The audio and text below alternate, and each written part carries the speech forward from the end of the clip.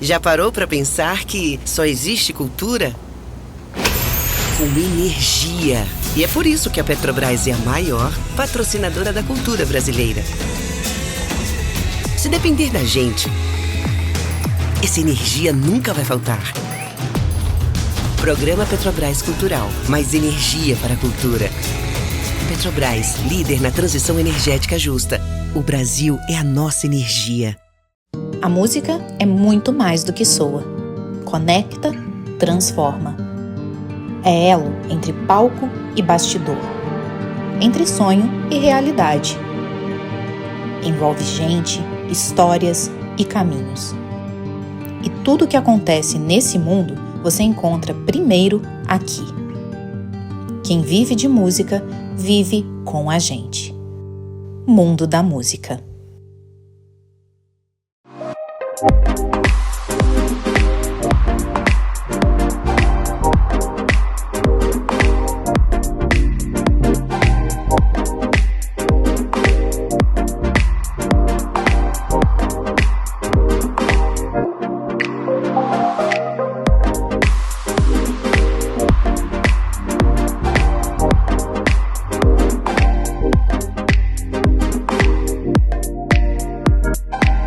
Como expressar, talvez o meu tempo acabe. Eu fui o cara da serenata, tipo Henrique, de Henrique e Juliano. Hoje eu tô fudido e amanhã eu tô com outra. Eu sou Tiessa Torres e para mim é um prazer enorme intermediar esse bate-papo. Hoje nós temos a presença... Bom, além de vocês, pessoas maravilhosas, só estou vendo carinhas conhecidas aqui, que delícia. Hoje nós temos a presença do Tubaína Keyenar, da One RPM, do segmento de hip-hop, por favor. Ali. E nós temos também ele, que maravilhoso, trouxe a história para a gente do hip-hop. É, assim, nossa, um ícone e para a gente uma grande emoção estar com você, Taíde. Então, muito obrigada. Taíde, comunicador, rapper, fica à vontade.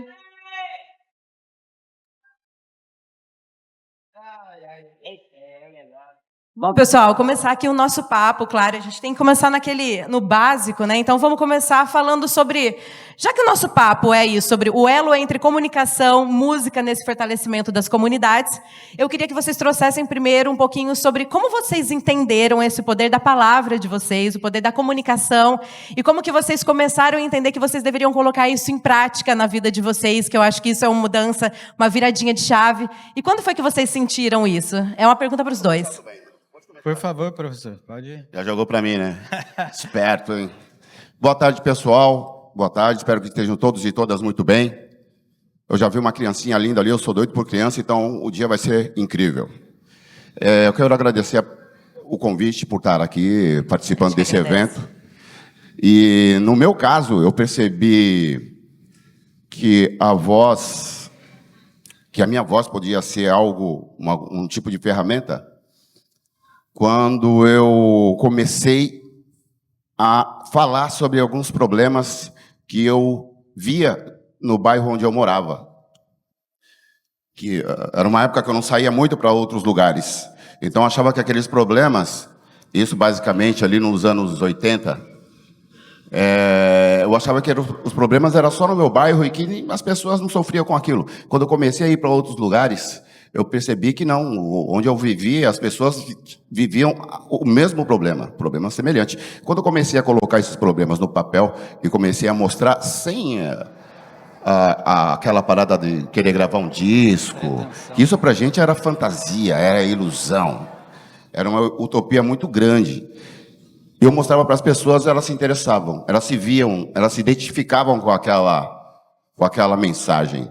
Então, foi aonde eu percebi que eu poderia fazer uma certa diferença, porque eu falava a mesma língua de pessoas que eu não conhecia, que também não me conheciam, mas a gente se identificava através das palavras, das gírias, os problemas que a gente falava ali e tal. Então, foi aonde eu comecei a tentar me profissionalizar nessa questão de desenvolver mensagens através do meu trabalho.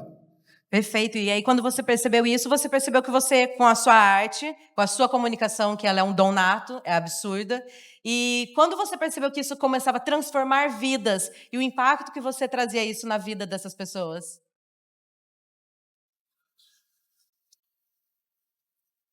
eu comecei a pegar um pouco, eu comecei a analisar um pouco as músicas que eu já escutava.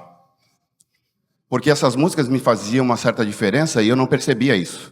Eu gostava das mensagens do samba, da música brega, do forró, do repente. Eu tive o privilégio de ver muito repentista bom, em boladores também, nessa época, onde hoje nós temos um entendimento mais popular desse estilo musical. Mas na época não. Na época não se tinha internet para você ver toda hora, né? Então você tinha que ir para a rua para ver. E eu vi muito dessas coisas acontecerem e aquilo já estava me transformando e eu não percebia isso. Eu não percebia. Quando eu comecei a fazer meu trabalho, eu vi, puxa, isso aqui é um pouco da embolada que eu ouvi um dia. É um pouco do repente, daquele samba que me fez pensar. Então eu peguei um pouco dessas músicas, da maneira como eles faziam e comecei a perceber. Se isso me tocou de uma certa forma, então acho que o que eu estou desenvolvendo vai tocar algumas pessoas também. Por isso que eu fiz questão e faço questão até hoje de fazer o meu trabalho, sempre falar de, mesmo que eu fale de problemas, eu tento sempre amarrar com uma coisa positiva no final. Porque a gente busca isso, na verdade, né? Exatamente. Solução e positividade, né? E que bom que a gente tem esse prazer há 41 anos, né? 41 Porque, anos. para quem acompanha, pioneiro aqui no hip hop, então, assim, trouxe muitas verdades, muitas histórias, muita conexão com muita gente, e cada vez o seu legado fica muito mais forte. Queria pedir também para o Tubaína contar um pouquinho mais sobre essa trajetória e quando foi que ele se sentiu pela primeira vez tocado com a comunicação e que esse impacto poderia trazer para as pessoas. E hoje, principalmente, você estando nesse lado de bastidores, que você entende como que os fãs recebem a música, como que eles recebem essa comunicação e isso que é para ser passado para eles. Então, comigo aconteceu, eu faço rap ainda, mas bem despretensiosamente, né? Não profissionalmente mais. Agora minha jornada é nos bastidores e eu comecei a sentir que eu tinha esse feeling para a comunicação através do rap mesmo. Assim, a gente começa a ter autoestima quando a gente acha algo que a gente é bom em fazer. Quando as pessoas começam a falar que a gente é bom em alguma coisa, a gente começa a construir uma identidade e aí a gente vai aperfeiçoando isso ao longo da jornada. E comigo foi no rap, né? Comecei ali com 16, 17 anos, mais ou menos, a fazer rap, e foi minha principal forma de comunicação, assim. Quando eu descobri que eu tinha um talento para escrever alguma coisa e as pessoas começaram a elogiar isso, foi assim que eu aprendi a me comunicar de uma forma assim que fizesse sentido na vida de outras pessoas também. Principalmente o rap, eu acho que é uma música que ela tem já esse cunho de tocar o coração das pessoas, vamos dizer assim, e realmente fazer diferença na vida das pessoas. Eu acho que vários estilos musicais têm isso, mas o rap já tem isso já natural dele, né? Desde o começo. Então, comigo foi assim, eu senti que eu tinha essa pegada para comunicação, depois eu fui, na hora de escolher alguma coisa para estudar, acabei fazendo comunicação também, mas pensando na música mesmo, em coisas que eu pudesse aproveitar ali da carreira acadêmica, vamos dizer assim, na minha música. Tudo foi pensando na música. Não, perfeito. E, bom, vocês perceberam aqui que hoje nós estamos entre 3 comunicadores, então, que honra. Mais uma vez, eu sempre vou falar isso, durante 1 hora nesse bate-papo, eu vou deixar bem claro a honra que estamos sentindo de estar aqui com vocês. Queria falar que também que eu nem dei boa tarde para todo mundo. Eu queria dizer também que eu estou muito honrado de estar aqui ao lado do nosso professor Taíde, que para mim isso aqui está sendo uma coisa assim surreal, nem no meus melhores sonhos eu imaginaria que um dia eu ia dividir o palco com Taíde. Então, muito obrigado por essa oportunidade. Eu agradeço. Vamos aí. Muito obrigada. Obrigado. Bom, e aí voltando aqui para continuar a resposta que o Tubaína deu para a gente, você fala que você foi nessa área da comunicação, e quando que você começou a perceber, e eu gostaria também de perguntar isso para o Taíde, e essa visão sua bem de A&R mesmo, como que você entendeu que isso impactava dentro de comunidades, e como é que hoje o seu trabalho e tudo que você se possibilita fazer, você entende que também impacta, e como é que tudo isso acontece dentro dessa criação que dentro da sua cabeça é artística e também para o lado de negócios? Então, eu acho que eu busco sempre trazer artistas que tenha uma identidade autêntica, assim. Então, principalmente dentro da nossa cultura hip hop, faz muita diferença a pessoa saber ser uma pessoa real mesmo, um artista que ele sabe de onde ele vem, que ele não está forçando a barra. Isso fica muito claro, assim, quando um cara não não precisa ser de quebrada, mas o cara que ele não entende nada sobre a cultura hip hop, sobre sabe, não tem a consciência de classe, nada do tipo. E ele força a barra ali meio que para surfar nessa parada ali do movimento. Então, não é só música, né? O rap, ele é muito mais do que só música. Então, ele está conectado diretamente com comunidade. E quando eu falo comunidade, não é só lugar onde mora, mas sim o movimento hip hop mesmo. O rap ele é um dos elementos só da cultura hip hop, né? E é uma forma de expressão que tanto no break, quanto no grafite, quanto o DJ, todos eles ocupam, através da arte, um espaço onde era silêncio. Então, o rap ele tem essa identidade de sempre ter pautas sociais, e o que eu busco nos artistas é isso, um artista que realmente ele é original, ele é aquilo ali mesmo, e isso faz total diferença na criação de comunidade, também na criação da base de fãs dele, enfim. Quando o cara não é e ele está tentando ser, fica muito claro. Então, para mim, já não serve, entendeu? Porque eu acho que não faz sentido nenhum. É aquilo que o RZO já falava, quem é, quem não é cabela boa. O Taíde já sabe dessa praia. Perfeito. Bom, aí aproveitando uma conexão aí, eu queria até pedir para o Taíde contar um pouquinho para a gente, né?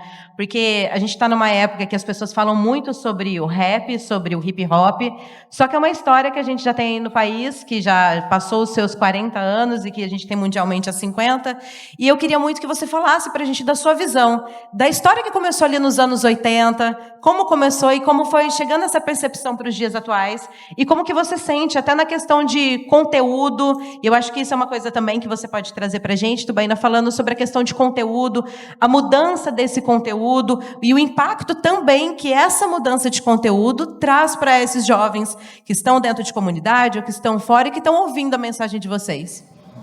Olha, no meu caso, eu não consigo...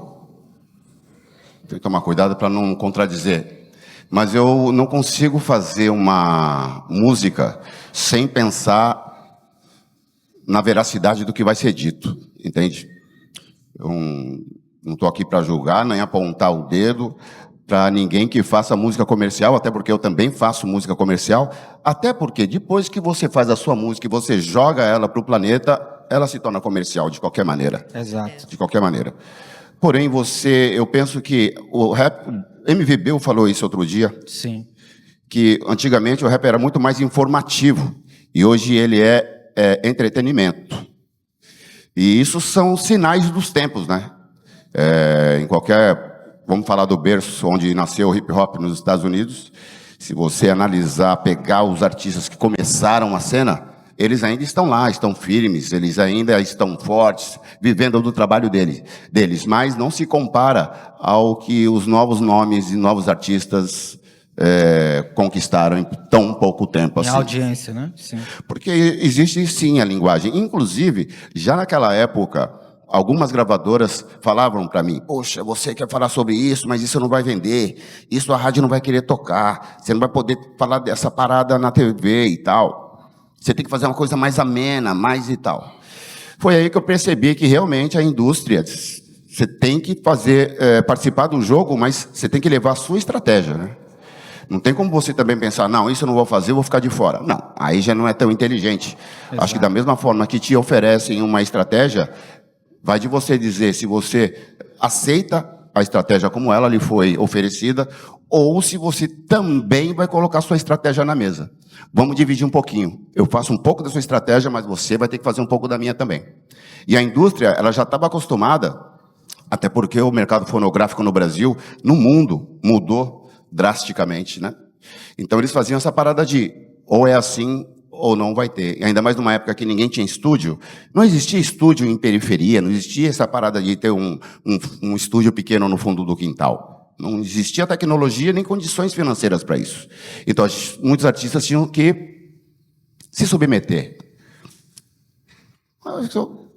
Com todo respeito a esses artistas também, eles não estavam nem aí para que tipo de material eles iam jogar na rua. Então eles faziam o jogo, não é?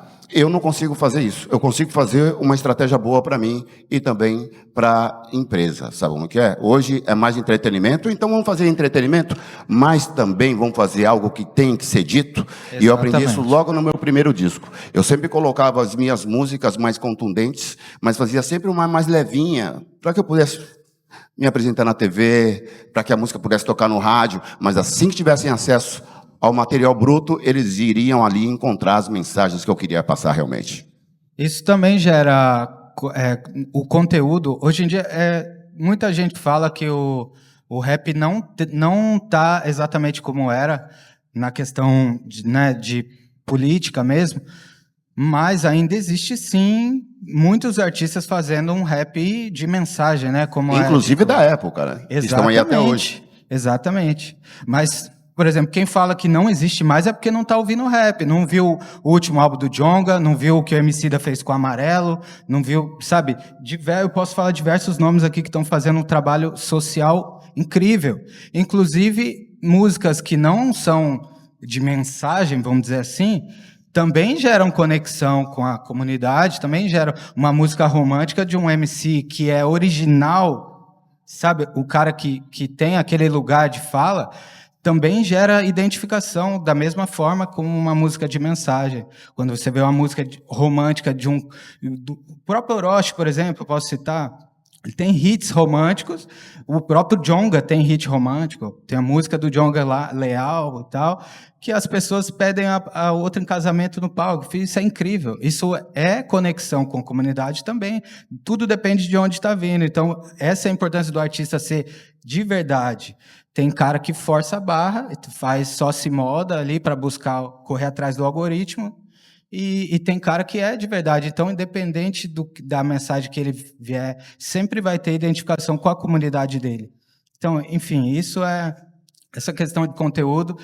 Tem, sim, muitos artistas novos fazendo muita música ainda de mensagem, e artistas também, como o Taíde falou, de gerações anteriores a essa, que ainda continua aí, pô. O próprio disco do Taíde que está saindo agora, disco da Negrali que está vindo agora, porra, são discos foda, sabe? O Bill mesmo está lançando música aí toda hora. Então, não tem como falar que hoje não existe. Pode ser que tenha sido ampliado esse conteúdo, né? E tenha vários abordagens de temas diferentes, mas existe sim o rap de mensagem ainda está aí, bem forte. E daqui a pouco a gente vai entrar nesse papo, mas eu quero saber mais informações sobre esse álbum que saiu, que inclusive temos a participação de MV Bill, e a gente até conversou sobre a brincadeira que você faz com o rap, mas daqui a pouquinho a gente entra nesse papo. Agora eu queria puxar um pouquinho mais sobre, você falou sobre TV, e a gente não tem como deixar de falar sobre essa sua trajetória como comunicador, em uma época quando a gente falava que o rap ele não tinha abertura na TV, e também tinha a questão dos próprios fãs, que tinham muito um pouquinho o pé para trás, que não vai, não se venda, não vá para a TV. E hoje é muito como um sonho. Tem muita gente que sonha em estar num espaço como a gente está aqui hoje, ou que a gente sonha em estar numa Globo. Enfim, eu queria também falar com você sobre essa dificuldade e sobre esse permanecer de dificuldade, que é um recorte muito específico, principalmente dentro do segmento. E como foi isso para você? E, principalmente, o que fez você perseverar? Olha, eu acho que foi uma oportunidade que apareceu, eu abracei essa oportunidade e eu quis aprender um pouco mais, sabe? Quando eu fiz... Em 87, a gente participei de um documentário na Estação São Bento, do metrô em São Paulo, em que eu tinha que atuar. Inclusive, quem atuou comigo nessa parada foi nosso grande amigo Escova, que infelizmente não está aqui mais, e a gente fizemos agora uma homenagem para ele, um tributo na virada cultural. Foi bem bonito, inclusive. E quando eu olhei aquela imagem, eu participando ali, falei, nunca mais vou fazer isso na minha vida. Eu nunca mais vou tentar atuar, nunca mais vou tentar fazer isso, porque eu achei ridículo. Falei, não... Totalmente acanhado, sem me expressar direito, falei, não vou fazer mais isso. Mas o tempo passou e veio a oportunidade de apresentar um programa na MTV. E como eu sou um cara que eu sempre gosto de aprender, e tudo que eu faço eu sou autodidata, eu falei, poxa, eu vou lá, pelo menos para saber, para poder falar um dia. Eu tentei. Quando eu estava fazendo ali a MTV, surgiu a oportunidade de participar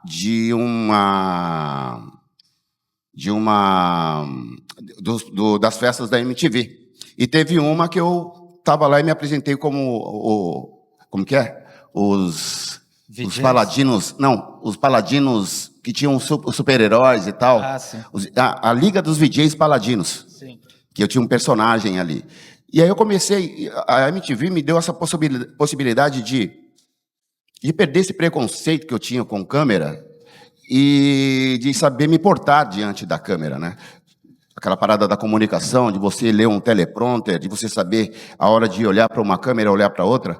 E aquilo foi me deixando mais desinibido, me deixou com mais coragem. Então, vieram a oportunidade de apresentar o Manos e Minas na TV Cultura, depois a Liga na Band, depois eu fiz... Antes disso, já tinha feito a Antônia, que tinha rolado na Globo. Eu falei, que legal, acho que eu vou continuar. E aí começaram a me pagar para fazer isso, eu falei... Aí sim. Vou continuar. Vamos unir o útil ao agradável, por que não? Né? Então, eu aproveitei para aprender. Então, hoje, no programa O Melhor da Noite, eu já fiz de tudo naquele programa.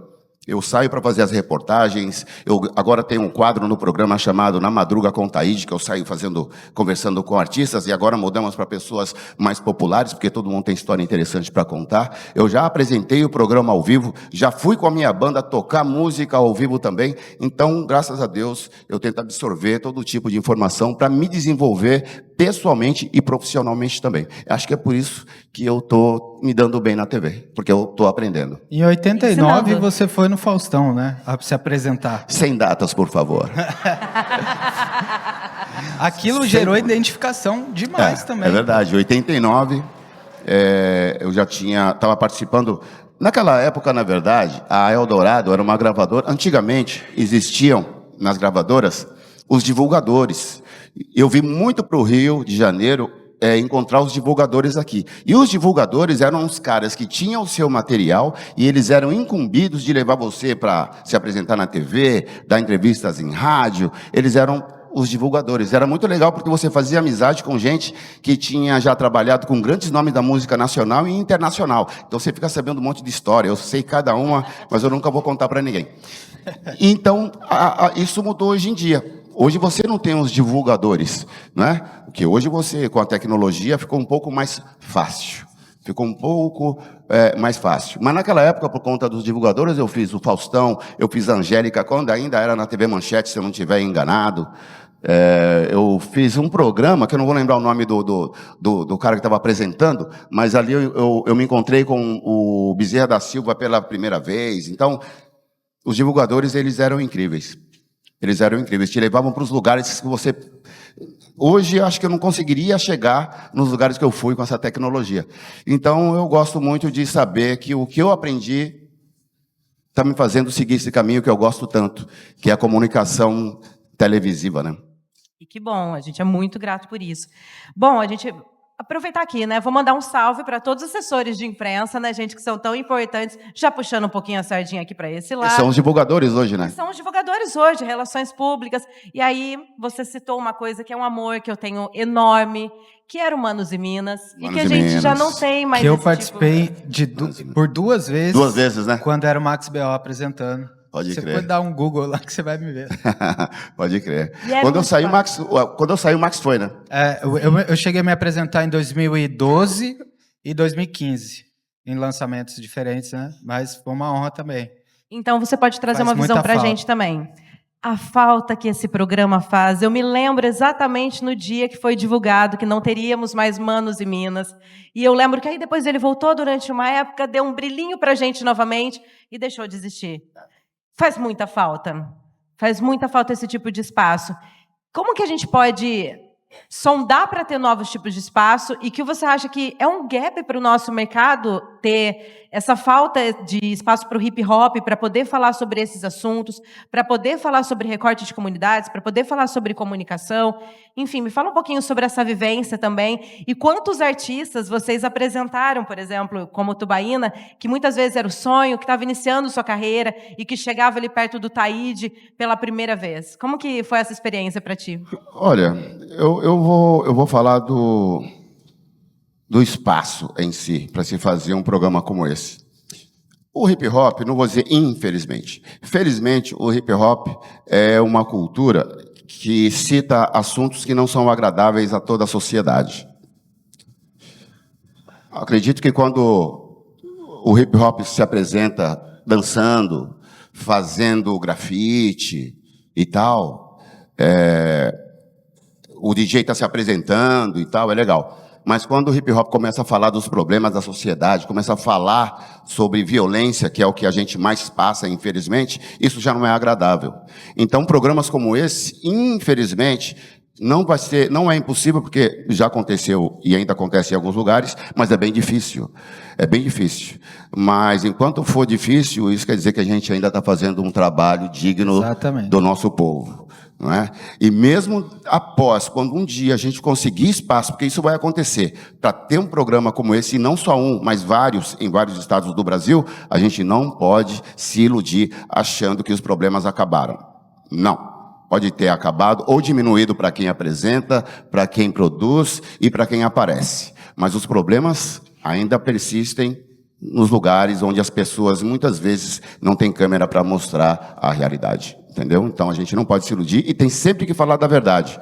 Porque se a gente não fala a verdade, a gente está aceitando e concordando com as mazelas que nos são impostas todos os dias nas favelas do Brasil inteiro. E isso eu nunca vou admitir. Eu nunca vou deixar de fazer um trabalho para alertar e dizer que ainda estamos aqui e sempre vamos estar. Sem dúvida nenhuma. É isso aí. Eu acho que quando o artista começa a se desconectar da comunidade é quando ele para de fazer esse tipo de trabalho social, tanto nas músicas quanto no dia a dia dele mesmo. Porque quando o rap denuncia coisas que não estão na TV, isso gera também essa conexão com a comunidade. Porque quando você vê uma coisa que você achava que era só você que sofria, e você vê que mais pessoas sofrem, e isso aparece em forma de arte, isso gera uma identificação imediata, porque a dor coletiva, ela impulsiona também, né? Isso é muito forte. Então, quando o artista começa a parar, se higienizar, vamos dizer essa palavra, para poder caber nesses moldes aí midiáticos, isso desconecta ele da comunidade dele. E, então, é importante sempre, né, ter isso em mente na hora de criar também. Então, acho muito importante isso, se manter real ali, com o pé no chão sempre. Já que você já trouxe esse papo que eu acho extremamente importante, eu queria muito a sua visão como IENAR de como fazer para que o artista não perca a sua essência, ele não perca a sua verdade, porque é isso, o mercado, muitas vezes ele pede e ele quase impõe que isso aconteça, e é muito difícil a pessoa não perder a sua essência, principalmente quando ela está no início da carreira, né? Então eu queria entender qual é a dica que vocês dão para esses novos artistas, que muitos deles já estão nessa fase de desconexão, ou até que estão pensando em desistir porque eles acham que não tem espaço para eles poderem falar sobre isso, para eles poderem falar sobre a verdade deles, e principalmente sobre a essência de uma identificação que eles podem levar também para uma TV, ou rádio, ou qualquer meio de comunicação. Eu acho que o artista ele não precisa mais ficar refém de uma mídia só, da TV ou do rádio, enfim. Hoje, com as redes sociais, ele consegue trazer a audiência dele para a realidade dele e se manter do jeito que ele é mesmo. Principalmente porque o mercado está cada vez mais nichado, então existe públicos para todo tipo de música, de segmento. As próprias playlists editoriais das plataformas são prateleiras nichadas. Então existe lá uma playlist de trap, de rap romântico, de rap acústico, de gangsta rap, enfim. Não interessa o estilo de música que o artista faça, ele não precisa mais ficar tentando se moldar o tempo todo. Ele pode muito bem construir a fanbase dele e ter esse tipo e trazer a audiência dele ali para a música dele e monetizar isso sem problema nenhum. E quanto mais real ele for quanto mais ele... Tipo, uma boa estratégia é mostrar o dia a dia do artista, por que ele fez aquela música, do que aquela música fala, sabe? Como foi a construção de um álbum. Isso é uma estratégia de marketing real. Isso vale muito mais do que um impulsionamento no YouTube, um ads ou qualquer tipo de coisa, de dinheiro gasto dessa forma. Porque ele traz essa conexão real com o público dele. E as próprias marcas, o mercado já sabe disso, as marcas já sabem disso.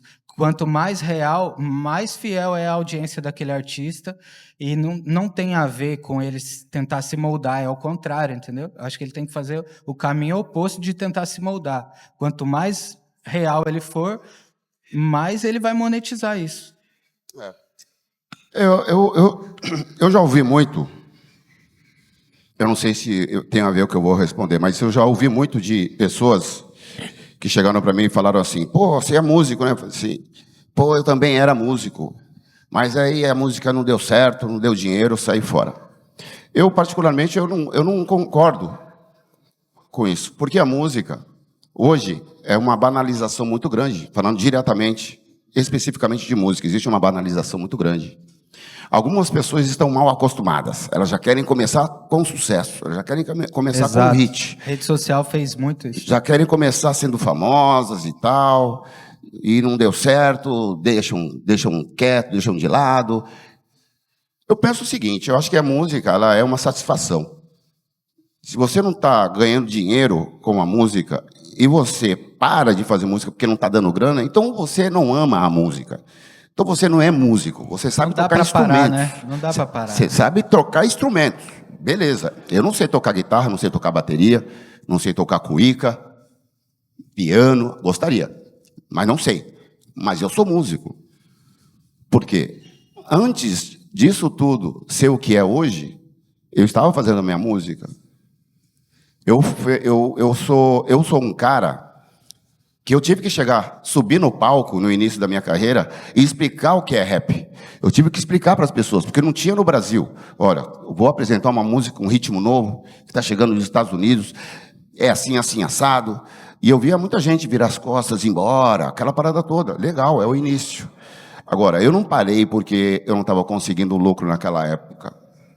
Por quê? Eu existia ali em mim a satisfação de fazer música, sabe o que é? Mesmo quando a polícia pegava no nosso pé, vinha a satisfação. Parece masoquista, né? Mas não é. Mas é porque a gente realmente estava obtendo o resultado com aquilo que eu queria passar. Então, se você faz música e parou de fazer música porque você não estava ganhando grana, então você estava apenas pelo dinheiro, você não estava pela música. E a pessoa pode fazer muita diferença, mesmo não ganhando grana com a sua música. Porque você pode fazer uma mensagem, mandar uma mensagem e fazer uma música necessária. E nem sempre o necessário é ela ser vendida e gerar muita grana. Todo mundo precisa de grana para sobreviver, para ter conforto. Claro, é óbvio. Mas se você não está ganhando dinheiro com a sua arte, não deixe de fazer a sua arte. Ganhe dinheiro de outra forma. Procure um emprego.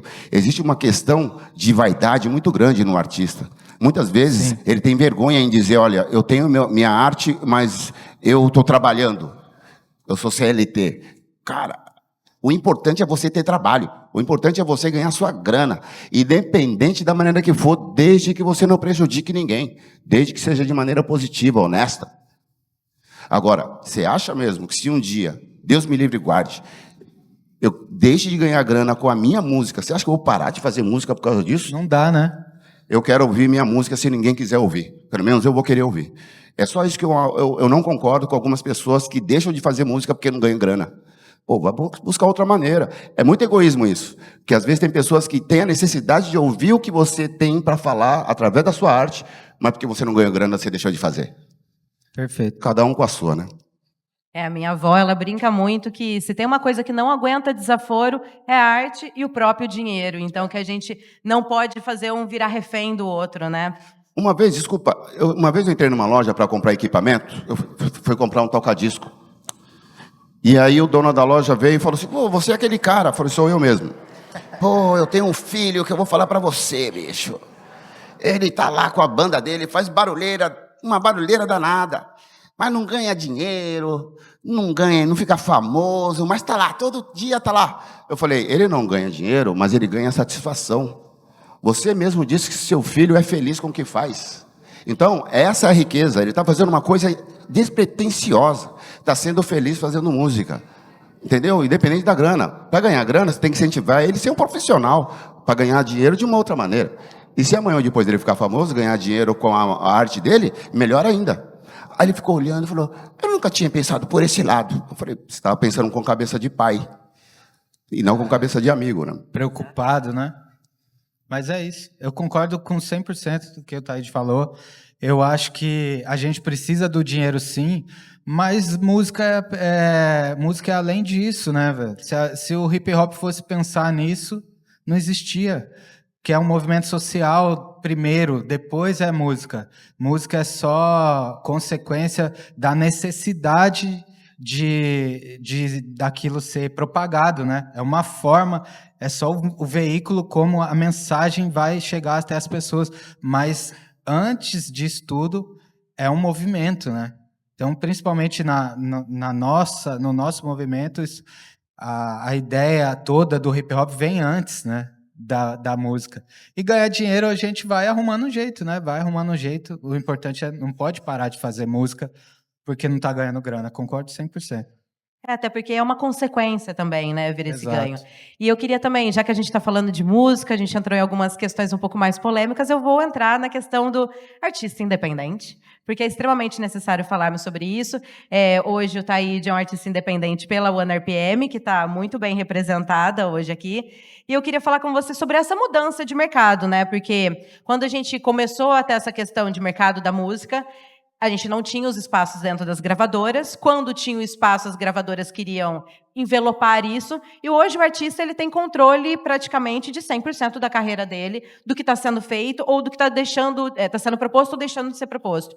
Eu queria ver qual a sua visão sobre isso e qual a importância da gente ter esse mercado independente tão fortalecido hoje em dia, porque se não tivesse essa cena independente, hoje a gente não teria a possibilidade de ter tantos nomes grandes dentro da cena e a cena tão fortalecida como está hoje. Então, eu queria muito saber sobre essa sua visão do mercado independente e o impacto que isso traz para os artistas que já estão na ativa e principalmente para quem vai começar. Olha, eu vou falar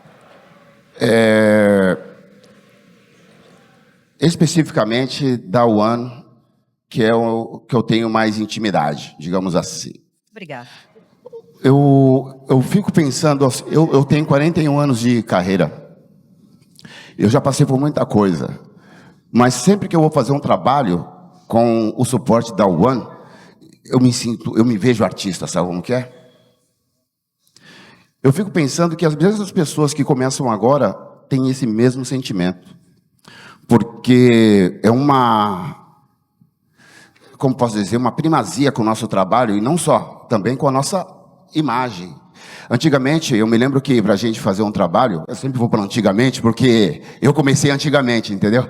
Por isso que eu tenho que lá antigamente para voltar para agora. Antigamente, a gente não tinha esses espaços nas gravadoras e nem tinha criatividade para isso. Era outro Brasil, era outra pegada.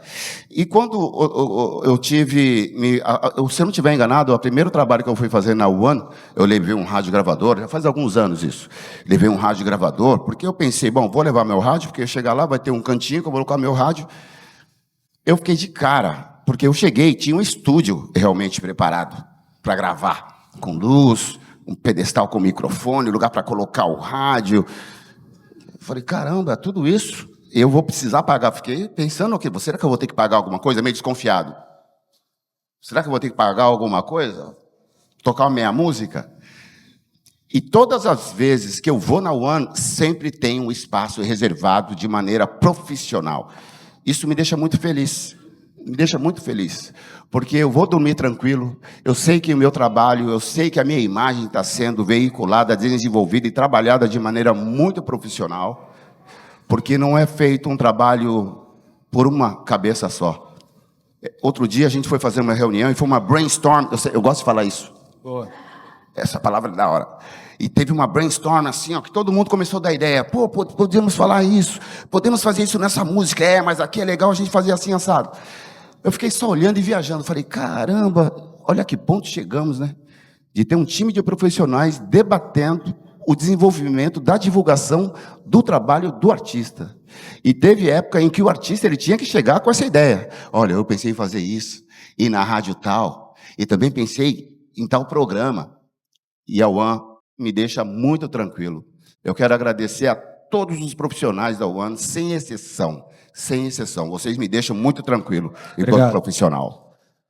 É importante de tudo isso é que, tipo, o artista hoje ele continua sendo dono de tudo, né? Não sei, para os grandes artistas há uns anos atrás até poderia ter uma equipe trabalhando, mas aquilo não era do artista. O catálogo sempre era da gravadora, a gravadora era dona de tudo, o artista tinha uma pequena porcentagem, enfim. E hoje em dia a gente faz o caminho oposto mesmo, realmente. Além de todo esse trabalho prestado, o artista ainda continua sendo dono de tudo, né? É que antigamente era mais cruel, sabe? Sim, exatamente. As gravadoras eram cruéis. As gravadoras, elas tinham... Eu falo isso porque não tenho um rabo preso com nenhuma gravadora, graças a Deus. As gravadoras, elas acostumavam mal o artista caía naquela armadilha, né? Porque eles ofereciam fundos imundos para os artistas abraçavam essa ideia. Quando era para renovar, muitas vezes a renovação era automática. Quando o artista acordava, ele já estava com o contrato renovado, porque tinha ali uma cláusula que ele não tinha prestado atenção. Muitos artistas nem levavam para advogado ler o contrato. Quando muitos artistas renomados, não vou citar nomes, iam renovar, as gravadoras davam um carro. Eu sei de um artista que ganhou uma Mercedes 0, cara. Hoje em dia o dinheiro é maior, tá? Sabe? Mas aí eu fico pensando o seguinte. E investimento, cara? É isso não aí. tinha o investimento. Não existia o investimento. Sabe como que é? E as gravadoras começaram a perder. Elas começaram a perder porque os artistas começaram a se ligar no que estava rolando. Sabe como que é? Então, hoje você tem muitos artistas que eram contra a questão do independente, batiam no peito, falando, não, eu não sou independente, eu tenho o suporte de uma grande gravadora. Esses caras hoje, eles estão vendo o erro que eles cometeram de não querer ser independente já naquela época. Quantos não ficaram na geladeira, né? Quantos que faziam ali recebiam algum tipo de adiantamento e depois ficavam anos e anos parados? E a parte cruel, que eu presenciei, eu vi isso de perto, a parte cruel é que eles mandavam tesourar o trabalho de outros artistas para que a rádio pudesse tocar o artista dele. Eu vi isso acontecer na minha frente com o diretor de gravadora. Falei, pô, esse artista aqui é tão bom, mas eu não vou ter que parar de tocar. Ah, por que você vai ter que parar? Porque a gravadora vem aqui, investiu uma bala e disse para não tocar ninguém nesse horário, de tal horário, para não tocar fulano de tal, que é concorrente de uma outra gravadora. Cara, isso é cruel. O artista estava ali ganhando o pão de cada dia, tentando levar o pão para casa, com filhos, com família. Então, as gravadoras, desculpem, gravadoras, mas vocês tiveram o que mereciam, tá bom? Hoje vocês não têm um monopólio. Graças a empresas como a One. Muito obrigado, muito obrigado. A gente que agradece demais pelo voto de confiança. Bom, o nosso bate-papo, gente, deixa eu falar para vocês. A ideia é que ele tenha 1 hora, mas... Taíde, como é o Taíde, ele teve uma ideia brilhante. E ele também quer que vocês participem desse nosso papo.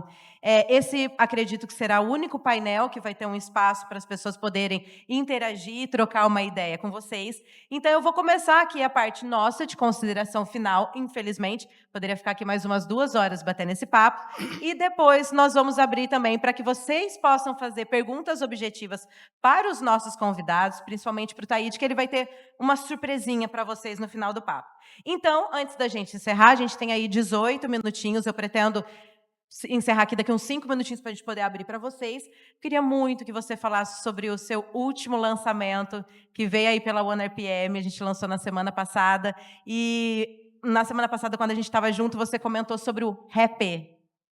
E isso me tocou muito, porque era uma coisa que eu já conversava muito com o Bill sobre isso, e vocês vieram juntos fazer o rap. Então, conta pra gente sobre esse lançamento, sobre essa estrutura que você há tanto tempo fala sobre isso, e que agora você está trazendo isso com muita força, e eu acho que a língua brasileira também agradece por isso. Muito obrigado.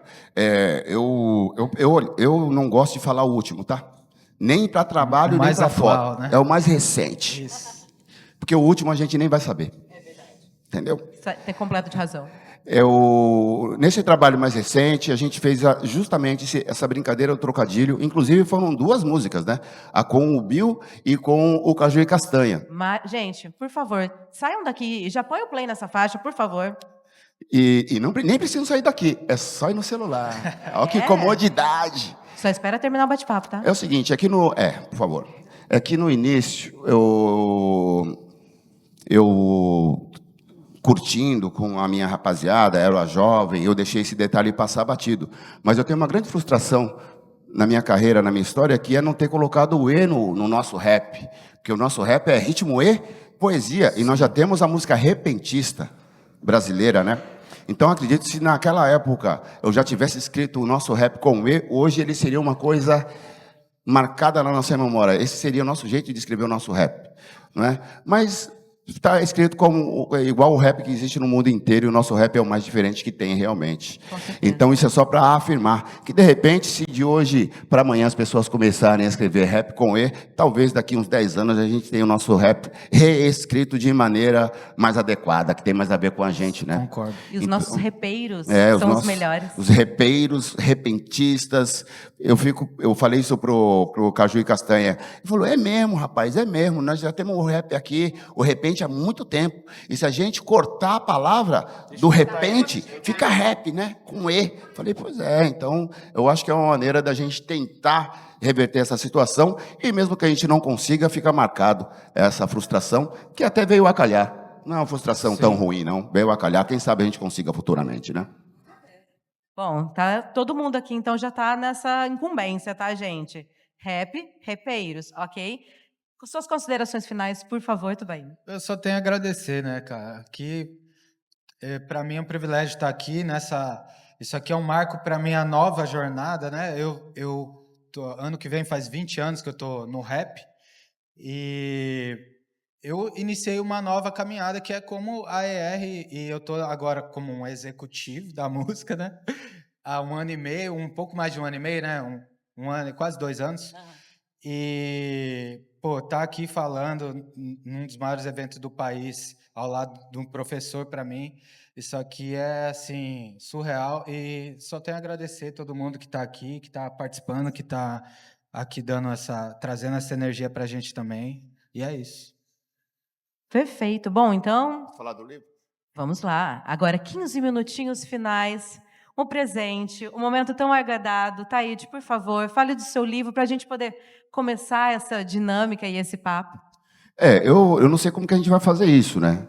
Mas a ideia é que quem fizer a pergunta mais criativa vai levar um livro de presente, que é o livro Taíde, 30 anos e mandando a letra. Este livro ele foi lançado quando eu estava completando 30 anos de carreira. Então, isso quer dizer que foi há 11 anos atrás, né? Já que eu estou com 41 de estrada, há 11 anos atrás. Estou bem de matemática e faço essa daí, né? Então, quem fizer é a mais criativa. Eu tinha falado, quem fizer o maior Pix, mas a produção falou que não ia dar certo. Falou que não ia dar certo, falei, então tá bom. Quem fizer a pergunta mais criativa vai levar um livro para casa. Aqui nesse livro, ele tem 30 letras que podem não ser as mais famosas da minha carreira, mas com certeza são as mais significativas. As que eu tive que lançar e eu tive que colocar nesse livro. E conta um pouco a história de como foi feita. Porque quem é meu parceiro ou parceira de composição, está tudo aqui nesse livro. Então, caprichem. E aí, quem fica com essa primeira pergunta? Olha, Marcão, já temos uma mãozinha levantada. Ébula, obrigada pela ponte. Vai precisar de microfone? Depois vem aqui para frente. Grande poeta, Marcão Baixada. Você anota aí? Boa tarde, primeiramente. Obrigado, Taíde, Tubaína, Tiesa, por esse papo incrível. Eu sou Marcos Vinícius, sou conhecido como Marcão Baixada, sou rapper, compositor, produtor em atuação aqui no Rio de Janeiro. Satisfação. Atuo também como AR na editora One Publishing, que faz parte do grupo ONRPM. E minha pergunta é muito a partir desse papel do comunicador, né? Acho que você vai concordar, assim, né? A gente como rapper somos jornalistas, né? Os cronistas do cotidiano e tudo mais. E para você, como é que foi esse papel de estar na TV também narrando em primeira pessoa, né? A gente tem muito nossa história contada por outras pessoas, e a partir do momento que a gente vira interlocutor da nossa própria história, né, isso muda de figura. Eu queria saber como foi para você esse impacto, né? E de estar na mídia aberta, né, na TV aberta ali na Band, que eu acho que, falando de fato para as massas, né, para mim, quando eu assisti a Liga ali, tinha um impacto muito importante de ver alguém ali contando a nossa própria história, né, não só como pessoas da cultura, mas como as pessoas pretas também ocupando esse espaço dentro da mídia. E queria saber como é que foi para você estar desse outro lado, né? Nós somos tudo isso que você disse, e nós também somos os hermeneutas, né? Que a gente fica levando mensagem, fica comunicando, né, cara? E você tinha citado isso, eu não respondi, mas eu vou emendar na sua, que é o seguinte: é difícil, porque quando eu comecei, e até hoje, pessoas me criticam por eu estar na televisão, muitos falam que eu me vendi, muitos falam que esse aí se entregou à mídia, esse aí que não sei o que lá mais. Cara, no início eu até me incomodei, porque eu ainda era um garoto, estava em desenvolvimento, digamos assim. Cara, mas já passei de 50 anos, né, irmão? Estou com 57, né? Então não preciso me preocupar com certas coisas. Até porque eu tenho passos firmes por causa dos meus tropeços, entendeu? Então eu sei onde eu coloco o meu pé hoje. E se a gente se preocupar com isso, a gente não vai conseguir nada, irmão. Você não vai seguir sua carreira de jornalista, nem de rapper. E aí eu pergunto para essas pessoas que criticam, aonde eles conheceram o artista que eles tanto gostam? Onde eles ouviram as músicas? Foi no rádio, foi na TV. Então eu posso estar também. Não venha me tesourar, venha me ajudar, venha me dar suporte e não querer me puxar para trás. Então não se liga nisso não, meu irmão. Siga a sua caminhada, entendeu? Faça o que você quer fazer. Há de ser tudo da lei. Sobre se vender, eu acho que esse jargão de se vendeu é uma coisa tão assim, sem fundamento, né? Principalmente quando você vai criticar um cara que está fazendo música no Brasil. Não tem como esse cara estar se vendendo, né? Se vender, para mim, na minha concepção, é você precisar trabalhar num trabalho que você não está feliz, sabe? Aturar um patrão que te explora ou algo do tipo. Acordar cedo, você vê um ponto de ônibus lotado de manhã, muitas pessoas estão se vendendo naquele momento ali. Isso, para mim, é se vender, mas a gente faz por necessidade, né? Mas um músico que está tendo coragem de fazer aquilo, não interessa onde é, se é na TV ou não, nunca vai ser uma pessoa que está se vendendo, no meu ponto de vista. Geralmente, quem reclama disso, que você está se vendendo, é porque não consegue vender nada. Entendeu? Exato. Bom, eu vou ajudar a Ébula aqui, já vou passar que tem uma primeira pergunta aqui na frente. Salve, Taíde. Jorge Groove aqui. Como é que você está, meu irmão? Maravilha. Prazer estar aqui com você. Igualmente. Você comentou sobre as pessoas que, de repente, fazem uma música que não é agradável ao mercado, né, ao público geral. Eu queria te perguntar em relação à linguagem. Como você vê e que conselho você poderia dar a alguns, principalmente no rap, que tem um conteúdo tão profundo, mas que às vezes tem uma linguagem que não é bem aceita, né? Às vezes algumas figuras de linguagem. Como você vê e que conselho você daria para essas pessoas que às vezes fazem um conteúdo muito bom, mas que não é digerível, né? É interessante essa pergunta, porque existe aí como posso dizer, uma certa imaturidade, digamos assim. Eles querem que a mensagem seja escutada e seja aceita da maneira como ele faz. Por quê? Porque eu não vou baixar minha cabeça para o sistema, porque é assim que eu falo, é assim que eu sou. Porém, você está entrando num mundo um pouco mais amplo. Não são só pessoas que falam como você fala. Não são só pessoas que conhecem a sua e vivem a sua realidade. Você está fazendo um trabalho que vai chegar para outras pessoas que muitas vezes não falam gíria, que muitas vezes não conhecem essa realidade. E você vai chegar e atingir essas pessoas com essa realidade através do seu trabalho. Então, eu penso o seguinte: eu nunca vou deixar de falar gíria. Inclusive, eu sempre digo que eu falo 3 idiomas. Brasileiro, português, o palavrão e gíria. E tá ótimo, cara. Eu quero aprender outros idiomas. Mas antes eu quero que as pessoas do meu país me entendam. As pessoas do meu país saibam o que eu estou querendo dizer. Então, por que eu não posso, ao invés de uma gíria aqui, colocar uma palavra onde todos vão poder entender? Aí, de repente, a gíria que eu colocar aqui, eu vou colocar lá na frente. Eu acho só que falta um pouquinho de estratégia e boa vontade para a gente poder dizer algo onde a maioria vai entender. É legal. A gente falou aqui o tempo todo, não perder as raízes. E ser inteligente também é não perder as raízes, né? Temos uma pergunta aí no fundo. Posso falar? A garota da criança. Aí. Salve, salve, galera. Eu sou a Gil Doroteia, sou rapper e estou numa trajetória também para comunicação, apresentando podcast. Essa aqui é a Niara, tirando o cochilinho aqui. Coisa linda, hein? A minha pergunta é sobre essa conciliação, né? O rap é ritmo e poesia, é a comunicação acompanhada do ritmo. E trazendo isso para a nossa vida profissional, queria saber de vocês que têm mais experiência em conciliar essas duas habilidades, se vocês percebem que, a partir do momento que começa a se projetar mais como comunicador, as pessoas, as oportunidades como músico vai diminuindo. Como que concilia isso, né? Já que o rap é ritmo acompanhado da comunicação e da poesia. E é isso mesmo. E só um comentário. A Niara adora livros, tá?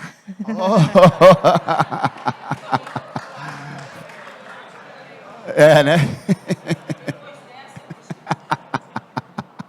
Eu acho que, não sei não, eu acho que... Olha só, você falou uma coisa que é muito verdadeira. As pessoas aqui no Brasil, elas não conseguem conciliar uma coisa com a outra. Teve um ator francês, bem conhecido, não vou lembrar o nome dele agora, bem conhecido. Mas ele morou no Rio de Janeiro, e ele estava trocando ideia e falou o seguinte, aqui vocês pensam de uma maneira muito errada. O diretor de cinema ele só tem que ser diretor de cinema. O iluminador só pode ser iluminador. O maquiador só pode ser maquiador. O câmera só tem que ser câmera. Não, por que não pode ser tudo ao mesmo tempo? Por que não pode saber fazer todas essas coisas? E o público pensa dessa forma. Se o cara está na TV, então não vou mais no show dele, porque eu acho que ele se vendeu para o sistema. O cara está vendendo não sei o que lá. Então eu não vou mais ver ele com os mesmos olhos, porque agora ele desvirtuou do caminho. E isso é muito triste, porque a gente tem tanta coisa para fazer, tanta coisa para apresentar, e querem diminuir a nossa capacidade, né? Querem que a gente faça apenas uma coisa. Eu não me recuso. Eu achei um dia na minha vida que eu nunca ia conseguir nada. Eu era um cara que eu não sabia falar direito, eu não sabia me expressar, eu era muito tímido. E se hoje eu tenho a possibilidade de fazer tanta coisa, por que não? E eu quero aprender mais coisas ainda, eu quero chegar onde eu puder chegar. Sabe o que é? Se eu não puder chegar lá adiante, tudo bem. Mas eu quero chegar mais próximo lá adiante possível. E você não se preocupe com críticas, não se preocupe com quem não te acompanha. Você é que não pode se abandonar nunca, entende? Mas não fica só, não faça só rap, não faça só uma coisa, não faça só outra coisa, faça tudo. Porque você pode fazer tudo o que você quiser. Você está com a sua filha no colo, você está com uma criança no colo. Sentiu o seu poder? Então vai adiante, entendeu?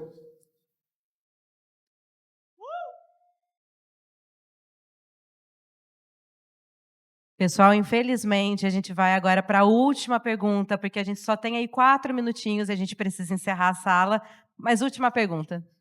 Oi, boa tarde. Vocês estão me ouvindo? Tá. Agora eu vou sim. até me levantar porque eu sou baixinha ali. Eu acho que eu vou trazer também uma polêmica, assim. Seu nome, por favor? Eu sou Gisela. E aí fica à vontade, quem quiser responder, até a Tiesa, se ela quiser responder. Mas a gente tem visto nos últimos anos a indústria comercial muito interessada no rap, principalmente no trap. E agora que deu uma estagnada, veio catastrófico, assim, crescendo muito rápido. Agora que deu uma estagnada, todo mundo tá falando que o rap morreu. Eu já tenho a minha opinião, mas eu quero ouvir de vocês. O que vocês acham? O rap morreu? O hip hop morreu? O que vocês acham sobre isso? Bom, se o rap hop tivesse morrido, eu não estaria aqui, né?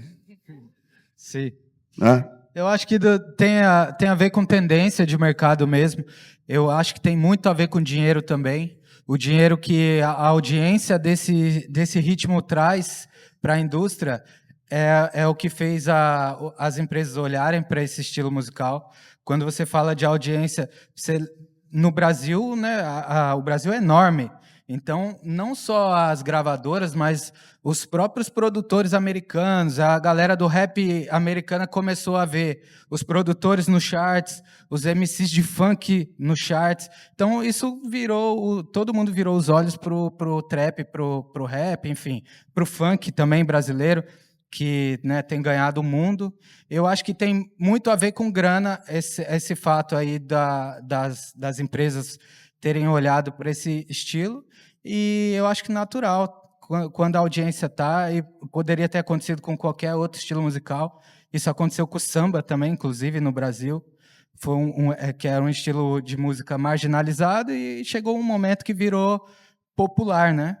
Então, isso vai acontecer com vários outros estilos ainda. Norte e Nordeste, pouquíssimas pessoas assinam as plataformas digitais, né? E eu acho que muito dinheiro vai entrar ainda no mercado nos próximos anos, quando o Norte e Nordeste, que a gente está falando de muita gente, quando o dinheiro dessas pessoas começarem a entrar como assinantes das plataformas, a gente vai ver os estilos musicais de lá tomando esses charts também, e as grandes gravadoras começaram a olhar para o brega funk, enfim, para todos os estilos regionais. Olha, eu tenho uma coisa bem rápida para dizer. É o seguinte, você falou samba, né? Exato. Tem samba, samba de roda, partido alto, o pagode, samba canção, chorinho, que é um tipo de samba. A bossa nova, para mim, é um samba jazz. Existem vários estilos de samba, mas é tudo samba. Samba rock, tudo samba. O trap nada mais é que um outro estilo, uma vertente do rap. Não tem que vir com esse papo de achar que o rap e o trap são coisas diferentes. Não, não. Alguém chegou no hip hop, pegou o rap, pegou um pedacinho do rap e falou, olha, esse aqui vai ser um estilo de rap. Porque nós temos o hard rock, o hardcore, que pode se fazer mistura. Temos o ragamuffin, que é o rap com o reggae e raga.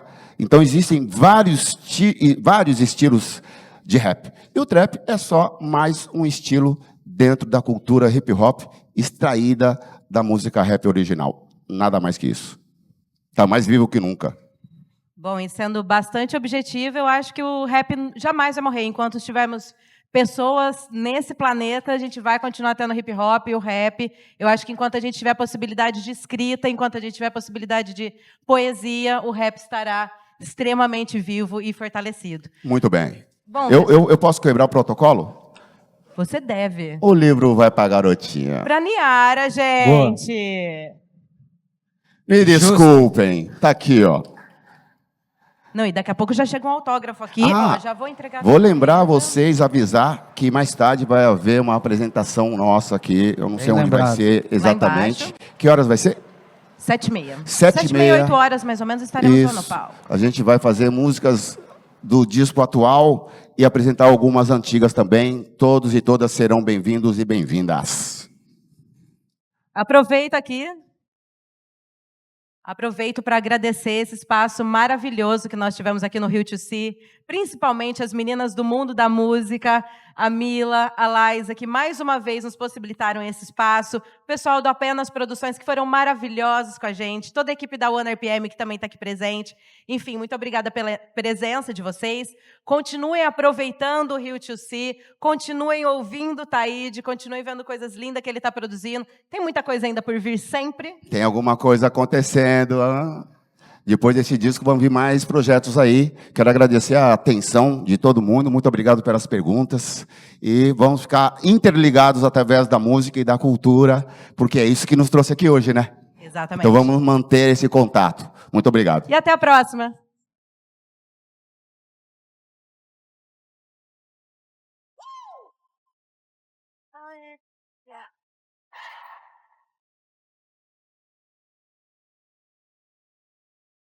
Oh, yes, yes, yes. Yeah. Ow.